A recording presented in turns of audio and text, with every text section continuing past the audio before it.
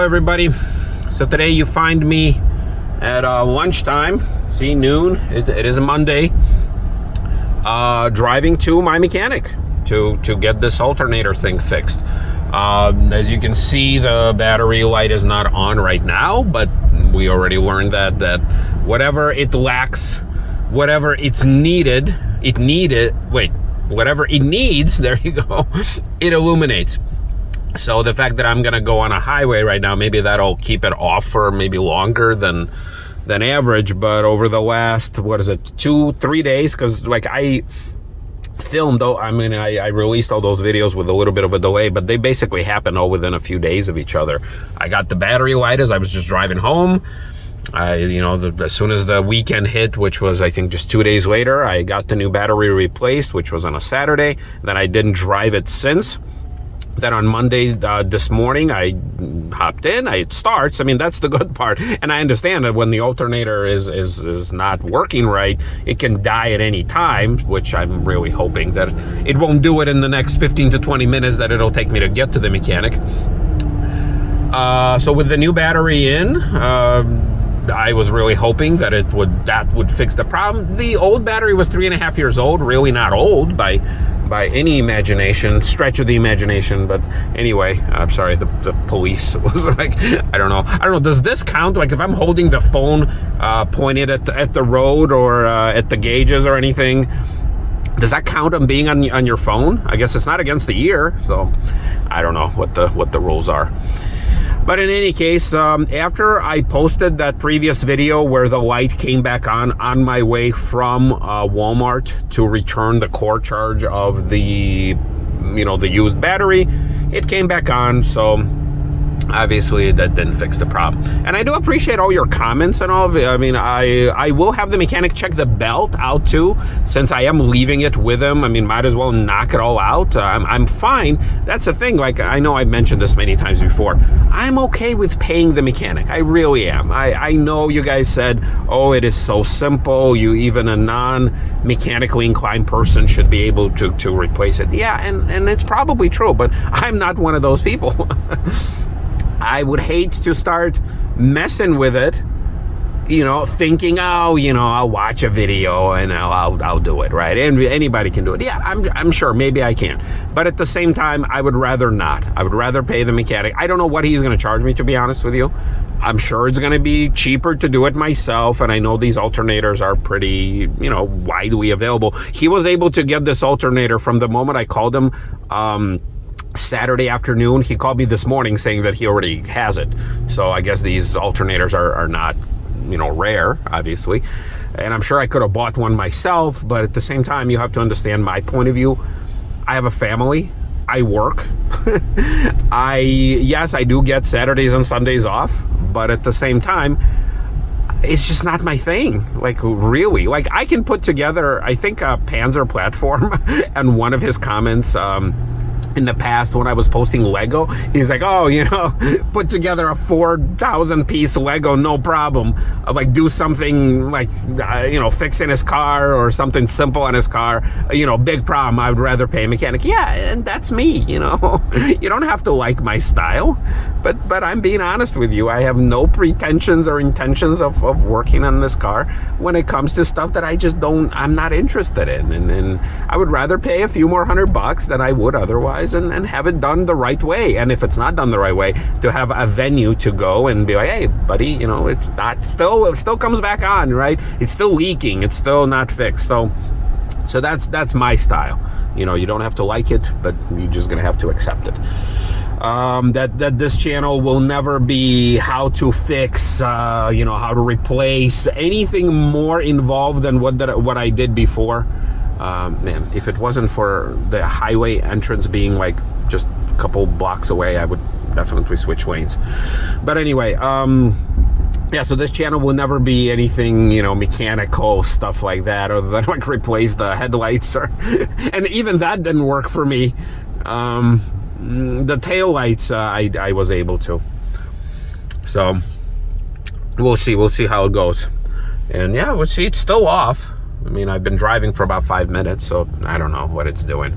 But I know it will come back on, because it did come back on my way to work right before I hit the traffic. Oh, well, that sucks. Well, that's not good. That's an accident right there. Probably somebody filming on his phone while driving. I mean, Jesus, who does that? Anyway, yeah, I probably won't have the time to film anything. Like, I know he's the only mechanic that allows me to film. So, you know, he just asked not to be filmed as he's working, which is understandable. I wouldn't want to be filmed when I work. So won't be able to do much with that, but I will keep you posted. I guess he did say that once I drop off the car, he'll be able to leave it for me so I can, like, Uber my way back after work, which is, you know, only, like, what, 4.5 hours away. And I'll be able to pick it up. And that's the biggest thing, like I mentioned before, is the whole dropping off a car, getting a rental car, looking at my repair bill just keeps going up because I'm renting a car. That's a whole other expense. In this case, Uber will, I mean, it'll be probably like 45 to 50 bucks for Uber, just back and forth twice. But it is what it is. I can't control that. So, all right, the light is still off. Let's see if there's anything else of interest. I will film. Otherwise, you know, we'll come back when I'm getting the car. All right, so about halfway through my highway trip, the battery light did come on. There it is, all proud of itself. And it's interesting because I was on the highway. I was like, okay, well, you know, on the highway, I understand if, you know, the RPMs, although, you know, they're kept down, of course, but at least they're steady. So I was hoping that it would not illuminate while on the highway, but no, about halfway through it came back on. So, all right, well, the good news is that hopefully I can make it. It's only like another, I don't know, half a mile, maybe even less to the mechanic. So hopefully I don't stall like, you know, 100 feet away. And yeah, we'll see what my version of the wizard says, because obviously, you know, it's something. I will also ask him to look at all the belts, because somebody did comment saying, well, maybe it's the belt that's slipping, which is true. Oh, look at that car. All right, there we are. We're pulling in. Took us about 20 minutes to get here. All right, don't stall, don't stall, don't stall. Please don't. All right, well, here I think we are safe. Oh my God, look how freaking busy they are. Oh wow, another classic car over there.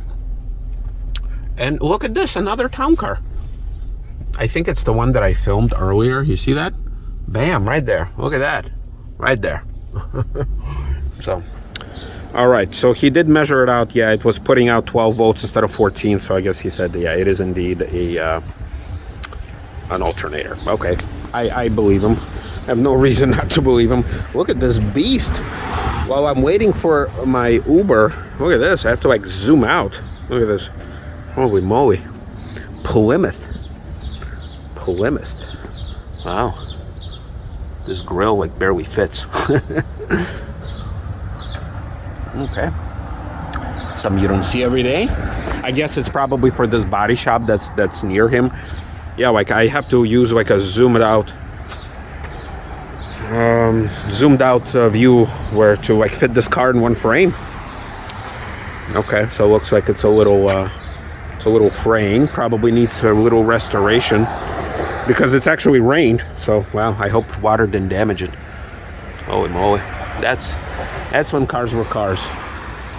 No, I remember this Lincoln. I filmed it like probably a year and a half ago. It's probably one of the guys who works there. What is this? Super Fury. Plymouth Super Fury. Okay. Yeah, you see like the top probably needs a little restoration, but all right, I'm not gonna film it from the other side because it's in the middle of a street, so I don't want to do that. But okay, you know, we'll see how much it costs. By the way, I should have probably asked them how much it costs, which I did not. But I got my credit card with me, so we'll see. All right, waiting for my Uber, which will be a Toyota Highlander. See you on the way back. All right, everybody, here it is. I am back, and you see this Lincoln is still here, and this Plymouth is still here, and bam, right here. All right, so I'll show you when I get inside the the receipt, kind of what I paid, what it cost me. I love making like an end of the year video. How much did it cost me to run this town car? So this will obviously go towards that. All right, let's not get run over. But you know what, every time I'm like, oh my God, how many more times can I be fixing shit? Every time after I fix it, and after I'm driving it home and I don't see any lights or anything like that, I'm just so excited and happy, and that's the oddest thing in here, you know. So let's get the AC going. It's kind of stuffy, like it rained earlier today. And okay, well, so first and foremost, let me show you the bill. Now, I understand that this is not the last bill. I get it. There will be more. So let's see. Okay, my private information is covered by this, I think. Yeah, covered by this credit card thing. Here you go. Install the alternator, install belt tensioner, install the belt. $470. Now, how much would a dealership charge me for that? I'm guessing a lot more. But you know, a lot of these days dealerships don't even want to deal with it. So yeah, so that's what it is. Now plus $40, well, like more like $45, including tip for Uber. So yeah, $510. But in this case, it was cheaper to do it this way than to rent a car and then mess around with it. So that's what it is. Now I'm going to be driving home. I hope that the video will end on that.